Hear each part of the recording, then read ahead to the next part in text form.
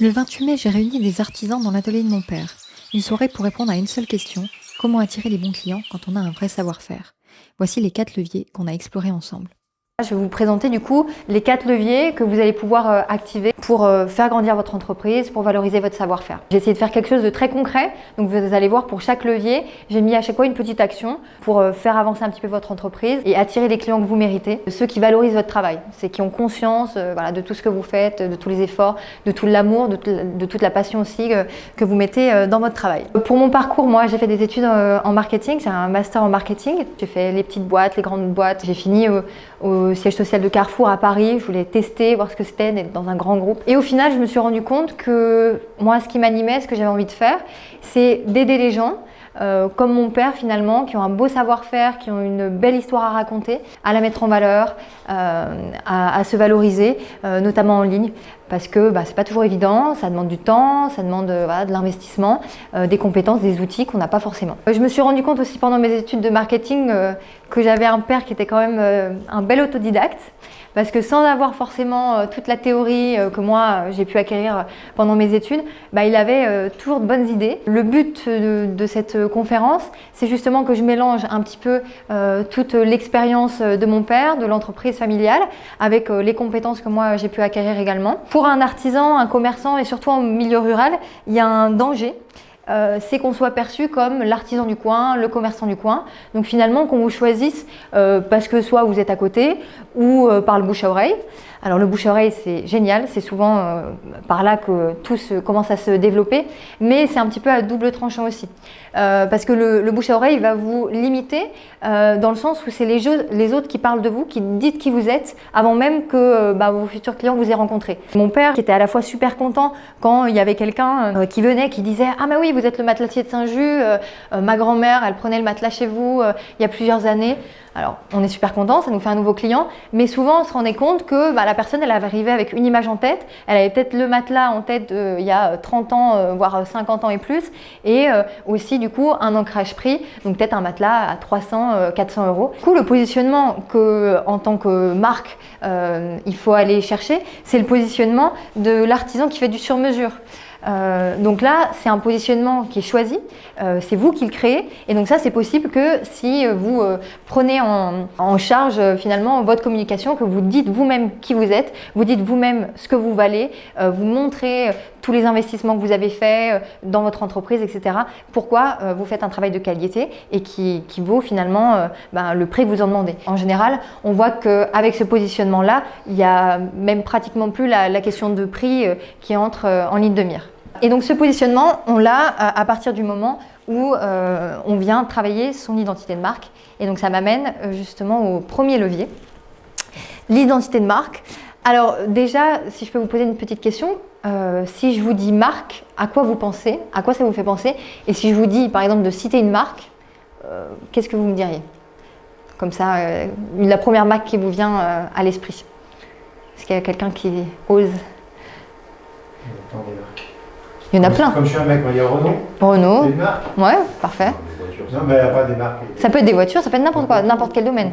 Voilà. Par exemple, Renault, c'est un bon exemple parce qu'en général, quand on demande de citer des marques, on pense à une multinationale, à une très grosse entreprise. Et en tant qu'artisan, que commerçant, on peut se dire, moi, le nom de marque, il ne va pas forcément avec mon activité, ça ne me concerne pas. Alors qu'en fait, la marque, c'est juste un gros mot pour dire qu'on a pris le contrôle de sa communication, qu'on la maîtrise, qu'on contrôle nous-mêmes son image. Donc voilà, l'identité de marque à travailler, son objectif, ça va être d'être reconnaissable. Et parce que quand on est reconnaissable, on devient mémorable, on se souvient de vous. Donc comment on va devenir reconnaissable et mémorable? Moi, j'aime bien dire qu'une marque, c'est un petit peu comme une personne. Elle a une apparence, un physique, donc elle a des couleurs qu'elle utilise tout le temps. Je sais pas, si on pense à Ikea par exemple, ça va être le jaune et le bleu. Elle a un logo, pareil, qui est toujours le même. Des typographies, donc des polices de caractère, voilà.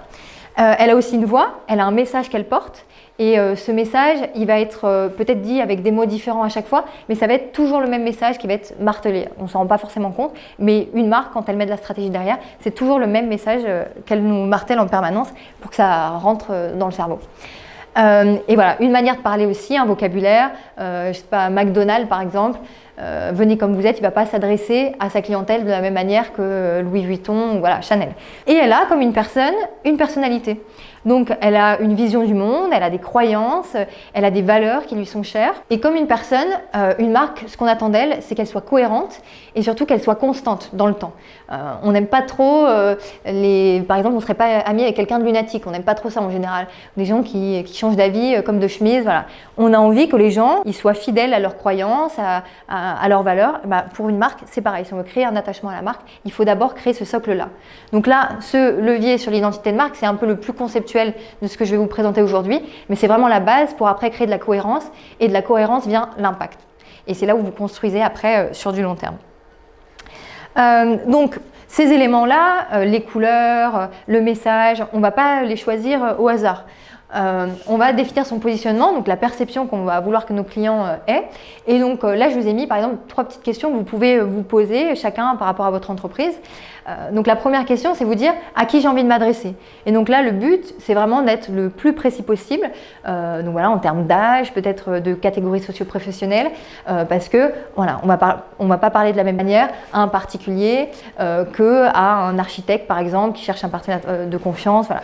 Il y a tout un tas il y a une manière de s'adresser différente en fonction des gens. Et donc ça revient avec ma métaphore sur la marque, c'est une personne. Voilà, c'est la même chose. On s'adapte aux personnes qu'on a en face de nous. La deuxième question, c'est qu'est-ce que ce client cherche? Donc là, on essaye de se mettre à la place de notre client idéal, le client qu'on aimerait toucher, et on se demande voilà, de quoi il a besoin.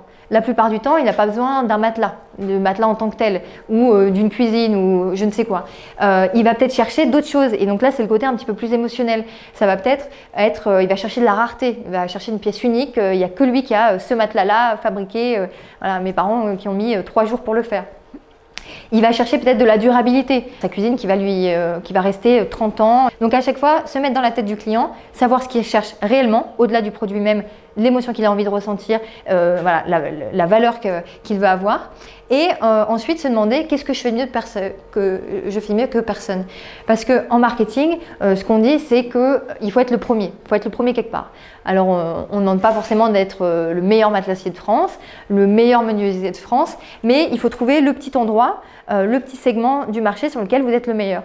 Parce que peut-être vous êtes le seul à utiliser tel ou tel procédé, à travailler tel ou tel bois. Il faut trouver votre endroit où vous êtes le meilleur et dans tous les cas vous dire que ce qui fera la différence, ça sera toujours vous, ça sera la manière d'interagir avec vos clients. Et donc sur 2 personnes qui ont un rendu de qualité égale, peut-être la différence c'est vous, voilà, c'est le lien que vous entretenez avec vos clients. Pour illustrer un petit peu ça, je vous ai mis l'exemple ici de l'entreprise familiale. Du coup, il y a 2 marques maintenant parce qu'ils se sont rendus compte qu'avec Cardelaine, qui est la marque voilà, historique que vous connaissez donc sûrement, elle a cet art paysan dont parlait mon père, un mode de vie rural, un mode de vie simple, c'est ce qui plaît aux gens. Et donc là, elle s'adresse principalement aux particuliers, elle est accessible et on voit que dans le visuel, c'est l'image qui est renvoyée. Alors qu'à l'inverse, Maison Brice et Châtre, on a un rendu beaucoup plus premium parce que là, l'objectif, c'était vraiment d'aller toucher les professionnels donc qui cherchent quelqu'un de crédible, de fiable, à qui on peut donner des gros projets. Donc vous voyez comment, sur un même métier, on a un positionnement différent, on a 2 images différentes et du coup, on n'attire pas les mêmes personnes. Le mieux, votre positionnement, c'est que vous puissiez le résumer en une phrase. Donc là, je vous ai mis un petit peu la phrase type. En général, on dit on décrit les clients que vous avez envie de toucher, on décrit son besoin, ma marque offre, vous donnez la promesse que vous offrez, comment vous répondez aux besoins, et vous pouvez comme ça apporter la preuve. Cardelaine, c'est pour les familles attentives à leur sommeil et à l'environnement, donc ça c'est la cible, qui cherchent une laiterie saine et durable, leurs besoins. Cardelaine fabrique des matelas, oreillers, couettes 100% naturels. Donc voilà, la promesse elle est là, c'est 100% naturel, ils ne fabriquent pas uniquement des matelas, on ne s'arrête pas là, c'est du fait main, du 100% naturel. Pourquoi? Parce qu'elle ne travaille que des matières nobles certifiées, voilà, laine française, coton biologique, etc. Et à l'inverse, vous voyez que le positionnement n'est pas le même sur Maison Brice et Châtre, parce que là on s'adresse aux architectes d'intérieur qui imaginent un projet de chambre d'exception. La Maison Brice et Châtre conçoit du sur-mesure d'excellence. Donc là, on insiste sur le sur-mesure, des projets uniques, et on vient apporter une preuve institutionnelle, voilà, le label Entreprise du patrimoine vivant. Donc voilà pour le premier levier qui est du coup l'identité de marque. Petit aparté avant le levier suivant. Tout ce que je partage dans cette vidéo, c'est exactement ce qu'on fait au quotidien avec Auréa. Aider les artisans qui ont de l'ambition à transformer leur savoir-faire en marque. Si vous avez des questions, écrivez-moi, je serai ravie d'en parler. Je vous laisse avec la suite. Le deuxième levier, du coup, ça va être d'attirer des clients, de nouveaux clients, se faire découvrir par de nouvelles personnes et ensuite les transformer en acheteurs. Donc ça se fait aujourd'hui de plus en plus par la présence en ligne, être présent, avoir un site internet, être présent sur les réseaux sociaux, c'est de plus en plus important, crucial voilà, pour tout le monde et pour les artisans, les commerçants aussi. Donc il y a différents canaux qu'on va pouvoir travailler pour attirer des visiteurs, mais ça, j'ai envie de dire, c'est la partie finalement qui est un petit peu la plus simple, le fait d'avoir du trafic, parce que dans le pire des cas, même si on a du mal de manière organique à attirer du monde, on peut toujours faire de la publicité payante pour nous attirer du trafic. Mais ce qui va être important, ça va être de les transformer en clients, donc une fois qu'ils arrivent sur votre site internet, qu'ils vous passent un coup de téléphone, qu'ils prennent rendez-vous. Donc on va voir les 4 canaux principaux que vous pouvez travailler avec à chaque fois les éléments auxquels vous pouvez faire attention. Donc le premier, c'est le site internet. Donc le site internet, c'est vraiment votre vitrine en ligne et ça montre aussi votre crédibilité. Aujourd'hui, alors il y a plus en plus de personnes qui utilisent les réseaux sociaux comme canal de vente, mais c'est vrai qu'avoir un site internet, ça montre que vous avez une activité réelle, bien professionnalisée, et ça peut être important. À main levée ici, qui a un site internet du coup? Ok. Alors, sur le site internet, donc que vous en ayez un ou que vous cherchez à rénover, j'ai envie de dire le vôtre, il y a 3 éléments auxquels il faut faire attention. Alors, le premier, c'est la forme, c'est le design. Au-delà même de ce que vous dites, c'est encore une fois l'image que vous renvoyez. Et pour beaucoup d'entre vous, vous avez un métier qui est quand même visuel, avec des créations, voilà, des photos. Donc, c'est la première image, comme quand on rencontre une personne qui va rester en tête. Donc, ça, c'est bien sûr défini en fonction de à qui vous vous adressez. Donc, qu'on a vu sur le premier levier. Donc si vous voulez toucher une clientèle premium, il va falloir un design élégant, épuré, peut-être minimaliste, qui ne sera pas le même en fonction de votre positionnement. Ensuite, donc comme je vous le disais, vu que votre métier est très visuel, c'est important d'avoir des photos et des photos de bonne qualité parce que c'est ça qui va refléter votre travail. Ça peut être intéressant de faire appel à un photographe au moins une fois au moment de la création de votre site internet pour avoir des belles photos avec une belle lumière et voilà, pour refléter vraiment le niveau de votre savoir-faire. L'organisation de la page, ça je l'ai mis parce que quand je travaille avec des artisans, souvent je me rends compte d'une erreur un petit peu toute bête mais auquel on ne pense pas forcément. C'est que leur site est super bien fait, il y a toutes les informations, mais ils oublient par exemple de mettre le numéro de téléphone ultra visible à n'importe quel endroit sur le site. C'est la chose la plus importante, se dire que au moment où votre visiteur sur votre site il va avoir le déclic, il faut qu'il puisse passer à l'action directement parce que sinon on est tous un peu feignants, on est pris par le temps, on ne va pas aller chercher le numéro de téléphone tout en bas de la page ou sur la page contact, etc. Donc déjà, c'est une toute petite action à faire, mettre le numéro de téléphone bien visible si c'est votre canal principal où vous souhaitez être contacté et ça peut vous amener une bien meilleure conversion derrière. Donc ensuite, bien sûr, il faut faire attention au fond, donc ce que vous racontez. Et là, les gens, ils aiment qu'on leur raconte des histoires. Il ne faut pas forcément être ultra rationnel, dire rationnellement pourquoi vous êtes le meilleur. C'est bien, il faut le montrer, il faut rassurer les clients. Mais il faut aussi ajouter le côté émotionnel, raconter une histoire, pourquoi vous avez créé votre activité, qu'est-ce qui vous anime, en quoi vous êtes passionné, voilà, toutes ces choses-là. Et le dernier élément, c'est la technique. Alors la technique, c'est comme son nom l'indique, technique. Donc des moments on le met un petit peu de côté, mais c'est quand même essentiel, notamment parce que vous savez que Google et aujourd'hui de plus en plus les intelligences artificielles vous classent. Et pour ce classement, ils prennent en compte des éléments techniques, donc la vitesse de chargement. Il faut que le site soit chargé en moins de 3 secondes, sinon le visiteur, il a tendance à repartir et aller chez un concurrent. Il faut qu'il soit absolument adapté sur mobile aussi, parce que on regarde tous maintenant, on consulte tous les sites internet via notre téléphone mobile. Donc s'il ne rentre pas, si les éléments sont tout décalés, c'est pas bon. Et après, il y a toute la partie SEO, donc référencement naturel, avec tout un tas de balises à insérer dans le code. Donc voilà, ça c'est un petit peu technique, mais si vous êtes curieux, je vous ferai passer la présentation. Et là, je vous ai mis un site internet que vous pourrez tester. Vous avez juste à copier l'URL, le lien de votre site, vous analysez et ça vous donne le score que Google donne sur 4 piliers différents. Et voilà, sachant que le plus important, c'est les performances. Donc c'est la vitesse de chargement de votre site. L'idéal, c'est d'avoir 80 sur 100. Et si vous voyez que vous n'êtes pas forcément à ces scores-là, vous pouvez demander au prestataire qui vous a fait votre site internet d'améliorer ça. Donc là, je vous ai mis juste le site de notre agence. Mon partenaire est développeur et ingénieur informatique. Donc lui, il fait vraiment des sites nouvelle génération qui sont beaucoup plus optimisés justement sur les performances, sur la rapidité qu'un site WordPress, voilà, ou les CMS existants finalement. Alors ensuite, le deuxième canal, ça va être la fiche Google. Donc fiche Google My Business, là à main levée, qui en a une? Ok. Alors là aussi, c'est super important et notamment au niveau local, ça permet de capter la clientèle qui est dans la zone que vous desservez. Et surtout, je vais vous montrer, mais quand on va chercher sur Google le nom de votre métier et la ville, ce qui apparaît en premier et qui prend la majorité de la page, c'est les fiches Google My Business. Donc si vous n'en avez pas une, vous perdez un petit peu une opportunité parce que les sites classiques, ils apparaissent plus bas. La fiche Google My Business est super important. Essayez de la remplir au maximum. Plus vous donnez d'informations, encore une fois, à Google, plus il va être content parce que plus il va être capable de vous ressortir au bon moment. Et puis après, il y a deux autres critères qui sont super importants, c'est les avis. Donc, vous vous en doutez. Là, on voit que sur l'exemple que j'ai mis, toutes les notes, c'est soit 4,9, 5 sur 5. Prendre le réflexe, une fois que vous avez fini de travailler avec un client, il a l'air plutôt satisfait, lui demander s'il peut vous laisser un avis. Ça lui coûte rien. En général, s'il est satisfait, il va le faire de bon cœur. Et vous, ça va vous aider vraiment à remonter dans les résultats. Et voilà. Et aussi bien penser à répondre à tous les avis. Vous prendre un petit moment, peut-être toutes les 2 semaines en fonction du nombre d'avis ou tous les mois pour répondre. Et ça rassure aussi un visiteur qui arrive, il voit la proximité avec votre clientèle et c'est un bon signal aussi qui est envoyé à Google. Parce qu'il faut envoyer toujours des bons signaux à Google parce que des fois il fait un petit peu la tête. Donc voilà, plus on envoie de bons signaux, plus on a de chance de bien apparaître. Le dernier élément dont je voulais vous parler, c'est d'ajouter des photos, le plus de photos possible. Donc là pareil, à chaque fois que vous avez une nouvelle réalisation qui est un petit peu sympa, vous prenez votre téléphone, 2-3 petites photos et vous mettez à jour. C'est un signal positif pour Google, il voit que vous avez une activité qui marche. Si vous mettez régulièrement des photos, c'est que vous avez régulièrement de nouveaux projets.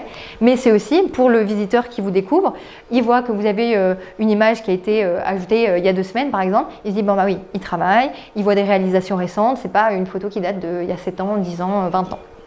Voilà, donc ça, à chaque fois, c'est positif à la fois pour Google et pour les visiteurs qui arrivent. Si vous n'avez pas une fiche Google, vous pouvez en créer une. Franchement, c'est gratuit, c'est assez simple et c'est le premier levier que vous pouvez activer pour avoir du trafic. Et voilà, et après, ajoutez les photos de vos dernières réalisations. Là, un petit plus encore pour Google, c'est de renommer l'image, si vous pouvez, avec le nom du projet par exemple et la ville. Donc là, par exemple, table chaîne massif Villeray. Là, Google comprend que, ok, il est capable de lire ça. Donc, il se dit, ils ont déjà travaillé à Villeray, pour un client à Villeray. Donc, quand il y aura plus tard un client sur Villeray ou dans les environs qui cherchera un meuble chez un ébéniste, Google va se dire, il l'a déjà fait, il peut le refaire et il va vous pousser. Voilà pour la fiche Google My Business. Alors, je continue avec les réseaux sociaux. Donc là, les réseaux sociaux, c'est un super outil pour créer de la proximité avec votre audience, leur montrer un petit peu les coulisses. Voilà. Après, c'est très chronophage, j'en suis consciente. Qui, à main levée, pareil, est actif sur les réseaux? Ok. Donc ça, c'est quand même un super levier qui est de plus en plus important, notamment avec l'IA. Enfin, je vous expliquerai pourquoi après. Mais donc, si vous êtes artisan, vous avez un métier quand même qui est assez visuel. Donc pareil, prendre des photos, les publier sur vos réseaux sociaux. Vous n'avez pas besoin de faire du montage, des trucs extrêmement compliqués. Juste, vous mettez votre photo, voilà, et vous publiez. En termes de format, ce qui marche le mieux sur Instagram, c'est les carousels. Donc, si vous prenez votre meuble, par exemple, sous différents angles, vous pouvez faire un carrousel et ça va booster votre portée finalement, parce que ce soit les carousels ou les vidéos, ils sont montrés pas uniquement à vos abonnés, mais aussi à des non-abonnés. Donc si vous avez une petite audience pour commencer, je sais pas, par exemple 50 abonnés, il faut plutôt privilégier les vidéos et les carousels pour aller toucher d'autres personnes. Et ce qui marche très bien aujourd'hui, vous, votre équipe en train de travailler, donc là, pareil, il y a juste à mettre le téléphone dans un coin, vous le calez, vous lancez la vidéo, vous travaillez un petit peu et puis pas de montage à faire, vous publiez ça directement sur Instagram derrière, voilà, 20 secondes, 30 secondes et c'est suffisant et ça intéresse les gens. Alors vous, c'est votre travail, vous êtes dedans, c'est parfois une corvée, c'est compliqué, mais si je prends l'exemple de l'entreprise familiale, leurs clients, ils l'ont dit, c'est souvent des citadins, des Parisiens, alors eux, ils sont tout contents quand ils voient mon père en plein milieu de la nature, en train de faire ses matelas, ne pas se limiter, ne pas se dire ça va intéresser personne. En fonction de votre clientèle, il y en a plein qui fantasment l'artisanat, ces choses-là, donc ça peut être intéressant. Et les témoignages de clients satisfaits, ça c'est pas forcément pour vous faire découvrir, mais c'est une fois que vous êtes allé toucher différentes personnes, de nouvelles personnes, ils arrivent sur votre compte, s'ils voient qu'il y a des témoignages de clients avec qui vous avez travaillé, ça va les rassurer et vont être plus enclins à passer à l'action. Parce que publier pour publier, ça prend du temps. Voilà. Si ça ne vous ramène pas de clients derrière, ça ne sert à rien. Donc il faut toujours avoir cet équilibre entre je me fais découvrir auprès de nouvelles personnes Mais en même temps, pour celles qui arrivent, ces personnes-là, je les rassure, je leur donne tous les éléments de crédibilité, de réassurance pour qu'ils décrochent le téléphone et ils vous appellent derrière. Je pense que vous le savez, le piège qu'il y a avec les réseaux sociaux, c'est de s'en servir comme un outil de vente agressif avec juste les photos de votre produit, le prix, des promotions, etc.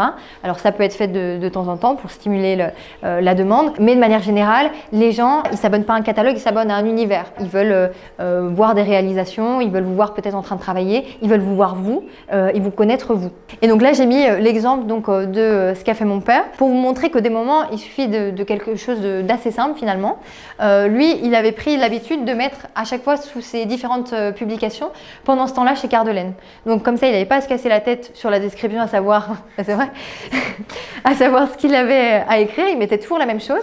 Et voilà, les Parisiens, dans leur métro boulot dodo, ils disaient punaise, moi je suis derrière mon ordi là depuis 4 heures, je suis enfermée, il fait chaud, il n'y a pas la clim. Et lui, il est là en train de faire son matelas. Alors il ne voit pas toutes les complexités qu'il y a derrière, mais ça crée un certain attachement, un certain émerveillement et c'est ça qui crée de la proximité et qui fait que derrière, il va pouvoir vous faire travailler.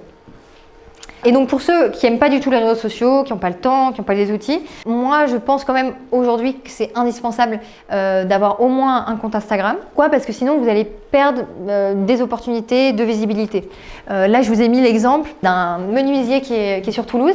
Là vous voyez, donc c'est sa page Insta. Il a publié aucune des 9 publications qui sont là. C'est juste qu'il a travaillé avec une architecte d'intérieur qui elle a pris les photos, les a publiées, a fait tout le travail et elle l'a juste mentionné et comme ça il a sa vitrine. Et donc elle a plus de 1000 abonnés, donc au moins ça lui a fait une vitrine, une visibilité qu'il n'aurait pas eu s'il n'avait pas créé son compte Instagram.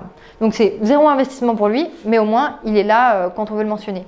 Pareil, si un client, vous lui avez livré un super matelas, un super meuble, il est trop content, il vient le prendre en photo, il veut vous mentionner, si vous n'avez pas de compte, c'est dommage, vous perdez la visibilité, il a peut-être 500, 1000 followers, voilà, c'est dommage de passer à côté. Pour ceux qui n'ont pas forcément de compte Instagram, si vous voulez en créer un, l'important, c'est donc ajouter au moins une photo de profil.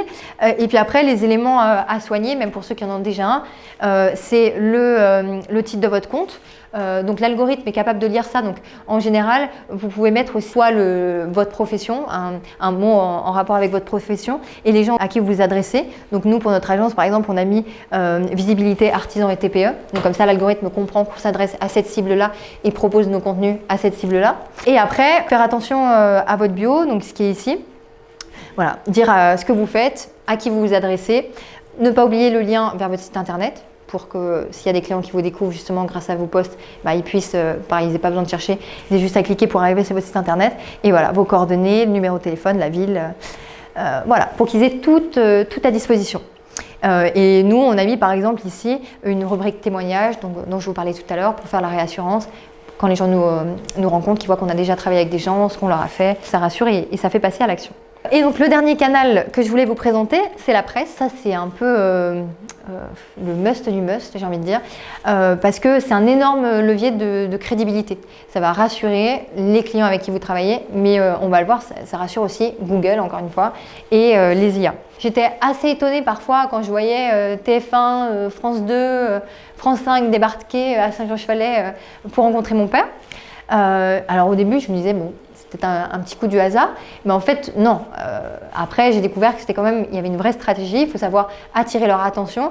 Et comment on attire leur attention, c'est encore la même chose, en leur racontant une histoire, en transmettant des émotions. Parce que les journalistes ne sont pas là pour vous faire de la pub gratuitement, ils ne vont pas chercher à mettre en avant un de vos produits. Par contre, si vous leur racontez une histoire, donc là, la transmission familiale, ça peut être comment vous avez créé votre entreprise, pourquoi, si c'est une reconversion, qu'est-ce qui vous a poussé à faire ça, etc. Ou si vous lancez un nouveau concept, là, ils vous écouteront. Et c'est un signal très positif pour les IA. Là, j'ai fait le test, par exemple, quand je tape sur Google « matelas laine naturel Loire », on a aujourd'hui de plus en plus la réponse générée automatiquement par Gemini, qui prend encore toute la page. C'est Cardelaine qui est cité tout de suite. Voilà, Cardelaine, une référence historique, fabricant artisanalement des matelas en laine depuis 7 générations. Et on voit que la presse, donc là, les 2 liens sur lesquels c'est basé l'IA pour donner sa réponse, c'est France Télévisions, donc météo à la carte, et Midi en France. Donc ça, c'est super. Le client, il arrive, il tape ça. Il voit que l'IA vous cite, il voit qu'il y a que vous êtes apparu dans la presse aussi, il va venir avec beaucoup plus de confiance et beaucoup moins de freins du coup pour passer à l'achat. Oui. Aujourd'hui, c'est un client sur 5 qui nous trouve avec l'IA. Déjà. Ouais, c'est énorme.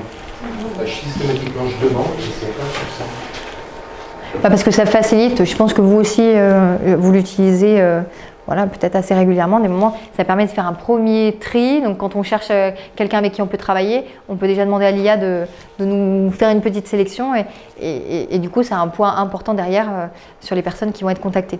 Donc c'est pour ça, il y a aussi, je vous en ai pas parlé là, mais sur le site internet, tout un tas d'optimisations, encore une fois techniques à faire, pour que les IA soient capables de comprendre le contenu de votre site. Parce qu'elles parlent super bien, donc on a l'impression que c'est des humains comme nous, mais ça reste des machines qui ont un langage particulier. Et du coup, si on n'a pas les bonnes balises, etc., même si vous avez un super site, vous racontez des choses super, l'IA peut ne pas comprendre ce que vous faites et du coup ne pas vous mettre en avant. Donc ensuite, je voulais vous parler de l'expérience client. Donc ils en ont parlé sur leur introduction. C'est quelque chose aussi avec lequel j'ai grandi. On prenait le petit déjeuner à la maison avec les clients pendant que maman était en train de faire le devis. Nous, on était là en train de prendre le petit déjeuner et discuter finalement avec des gens qui venaient d'un petit peu partout. C'était super enrichissant et ça marquait les gens. Les gens se disaient, punaise, je vais acheter quelque chose, mais je me retrouve dans la salle à manger d'une famille avec la maman qui est sur l'ordinateur, les enfants qui sont avec moi à me regarder comme ça avant d'aller à l'école. Et voilà, et le père à l'atelier sûrement déjà en train de travailler. Les gens aujourd'hui, avec le monde qui est de plus en plus digital, où on est toujours derrière nos écrans, ils ont envie de rencontres, de parler avec des gens, de se créer des souvenirs, voilà, d'avoir une histoire aussi à raconter. Donc ça, c'est vraiment un élément à pas négliger du tout. Donc je vous ai remis l'exemple de J'irai dormir chez Cardelaine. Vous avez visité l'appartement à côté. Le client vient pas juste acheter un matelas, il vient tester sa literie, il vient visiter aussi les ateliers et ça peut permettre de faire des ventes additionnelles parce que le client il venait peut-être au départ juste avec l'idée d'acheter un matelas et puis au final il a dormi sur un oreiller en balle d'épeautre et c'était super confortable. Il a vu une peau de mouton sur la chaise et voilà, il a vécu un bon moment, il a rencontré des gens. Donc tous ces freins, parce qu'en tant que consommateur, on arrive souvent avec toute une pile de freins. Ce qui est normal pour ne pas se faire arnaquer. Et le rôle de la marque, de l'entreprise, c'est de petit à petit faire tomber toutes les gardes. Et bien là, quand la personne, elle a passé 2 jours ici avec vous, elle vous a rencontré, et voilà, elle a dormi sur votre matelas, ben, il y a beaucoup de freins qui sont tombés. Et du coup, elle va peut-être il va avoir un panier moyen qui sera peut-être plus élevé que si elle avait juste acheté en ligne. Personne n'aime qu'on lui vende, mais tout le monde aime acheter. C'est un peu le paradoxe et du coup c'est bien ici, voilà, dans le monde rural on arrive quand même assez bien à le faire parce qu'on est habitué, on se connaît un petit peu tous, donc à sortir de la posture du vendeur, être dans l'empathie avec ses clients, partager, chercher à les connaître, eux vont chercher à vous connaître et ça marche vraiment bien et en étant authentique c'est ce qui passe le mieux. D'autres expériences clients, voilà, ça peut être des initiations et stages. Donc ça, c'est une artisane qui est à la Cure à Saint-Jean-Saint-Maurice. Elle propose voilà, des initiations, stages à la céramique. Ça, c'est super, c'est ultra tendance en ce moment parce qu'encore une fois, les gens viennent vivre quelque chose. Ils ne viennent pas juste acheter et derrière, ça leur crée aussi des souvenirs. Ça peut être aussi inviter les clients à venir visiter vos ateliers, vous rencontrer. Et là, je vous ai mis un exemple. Donc c'est une cuisiniste indépendante qui est à Saint-Vincent-de-Boisset, elle design cuisine, qui elle venait de poser la cuisine chez un de ses nouveaux clients. Et ben le lendemain, elle est venue avec le petit déjeuner pour inaugurer un petit peu la cuisine. Voilà, ils ont pris le petit déjeuner ensemble. Vous, ce que vous pouvez vous dire déjà dès demain, c'est quelle expérience pour l'instant j'offre à mes clients et comment je pourrais potentiellement l'améliorer. Et ça peut être plein de choses. À vous de faire travailler votre créativité. Ça peut être un petit mot manuscrit et comme je vous le disais, rien que déjà prendre le temps de partager, sortir de la posture du vendeur, ça marche à tous les coups. Et ben, du coup, je passe au dernier levier, donc l'intelligence artificielle. Donc on en parle beaucoup dernièrement. Il y a un peu le débat, est-ce que c'est bien, est-ce que c'est pas bien. Moi, je sors du débat. Pour moi, c'est une excellente nouvelle pour les artisans. J'ai testé, j'ai utilisé encore une fois mon père comme cobaye pour voir voilà, quels bénéfices on pouvait en tirer. Ça vient rééquilibrer la compétition entre les grosses structures qui ont beaucoup de moyens, beaucoup de ressources, qui ont peut-être une équipe marketing dédiée, une équipe de com, et les plus petites structures qui n'ont pas les moyens de se payer forcément quelqu'un en marketing à plein temps. Avec ces outils-là, c'est ultra simple à utiliser. Pour la plupart, c'est gratuit. Ben, vous pouvez avoir autant d'impact que ce que pouvaient faire les grosses entreprises. Donc, L'idée, c'est de vous partager quelques petits cas d'usage. Donc l'IA, elle vous permet aujourd'hui de mettre en valeur vos réalisations. Donc il y a l'outil de Google, voilà, qu'on appelle aussi Nano Banana, qui est super pour ça, qui est ultra simple à utiliser. Donc là, mon père m'avait envoyé la photo de cette banquette prise à l'atelier. Elle était destinée à une super belle villa à Capri, au bord de la mer. Pour des raisons de confidentialité, ils n'ont pas pu prendre la photo dans l'appartement du client. Mettre ça sur un site internet, ça n'a pas le même impact qu'une photo, voilà, dans un bel environnement. Donc du coup, avec Nano Banana, en juste un petit prompt assez simple, on peut générer un environnement virtuel qui va venir valoriser, mettre en valeur votre création. Un deuxième cas d'usage, c'est pour faciliter la projection du client. Donc là, pareil, c'était une problématique de mon père. Il avait essayé un peu les logiciels de projection 3D, mais bon, c'était assez coûteux, c'était pas toujours simple à prendre en main, les résultats n'étaient pas forcément super.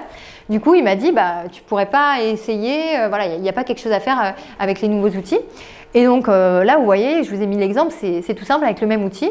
On prend une photo de la chambre, une photo du matelas, une photo de la toile voilà, qu'on a envie de faire et vous avez le résultat, pareil, assez rapidement. Vous pouvez tester en bleu, en rouge. Ça vous permet de montrer à vos clients, voilà, et ça lui permet de se projeter, de choisir quelle toile il va choisir. Et là, vous augmentez votre expérience client que auparavant, uniquement Ikea, par exemple, pouvait faire avec les projections 3D. Vous, avec un outil qui est gratuit, sans que ça vous prenne énormément de temps, vous pouvez aussi offrir cette expérience-là à votre client. Et le troisième exemple que j'ai pris, donc j'ai repris une cuisine de l'artisan du bois. Il mettait sur Instagram des photos de très bonne qualité qui mettaient bien en valeur sa cuisine. Et je me suis dit, on peut peut-être aussi ajouter la couche émotionnelle. Et l'IA, c'est fait aussi pour ça, pour ajouter une touche de créativité. Et voilà, donc j'ai demandé à l'IA d'ajouter un moment de vie d'une famille, voilà, le petit déjeuner. Et donc du coup, on a l'aspirationnel dans le carrousel, on voit la super cuisine, les belles finitions. Il l'a pris en plus sur les autres photos sur différents angles. Et on a cette photo-là d'une scène de vie, un petit déjeuner en famille. Donc le client, enfin le visiteur, quand il voit ça, il se dit, ah bah ouais, la cuisine elle est vachement belle et je me verrais bien moi aussi prendre mon petit déjeuner avec mes enfants sur cette cuisine. Donc voilà, c'est des choses toutes simples, mais qui peuvent vous différencier. Et alors je crois que Céline, j'ai vu, vous utilisez l'IA sur Facebook. Super, parce qu'il y en a encore beaucoup qui n'ont pas passé le cap. Et c'est de l'avance que vous prenez. L'IA, en fait, ça permet finalement de faire plus avec moins ou avec autant qu'avant. Sans mettre plus de ressources parce que c'est gratuit. Un gain de temps énorme. Et un gain de temps énorme. Donc franchement, ceux qui n'ont pas encore testé, allez-y. Je vous ai mis un petit tuto si jamais vous avez besoin. Et là, je vous ai mis l'exemple de prompt donc pour générer l'image avec la famille. Bien préciser le contexte pour avoir un résultat quand même de qualité. C'est bien aussi de préciser l'atmosphère que vous avez envie qu'il se dégage de la photo. Préciser de ne pas toucher au mobilier, par exemple, pour voilà, qu'on ne touche pas le meuble que vous avez fait, que ce soit bien votre réalisation. Et si vous écrivez rendu photoréaliste, voilà, souvent ça améliore la qualité des résultats et on a l'impression que c'est une vraie photo. Et la petite règle d'or, alors quand on crée un environnement virtuel autour d'un meuble que vous avez réellement créé, c'est la transparence, parce qu'avec la transparence vient la confiance. Donc du coup, vous pouvez mettre juste dans la description, si vous partagez ça sur Instagram par exemple, que c'est bien un meuble que vous avez réalisé vous-même, que vous avez par contre généré l'environnement avec l'IA, voilà, et vous pouvez expliquer que c'est pour sublimer la pièce. Il y a de la transparence, ça crée de la confiance. Vous pouvez aussi mettre en première position l'image générée avec IA et en deuxième position l'image brute à l'atelier.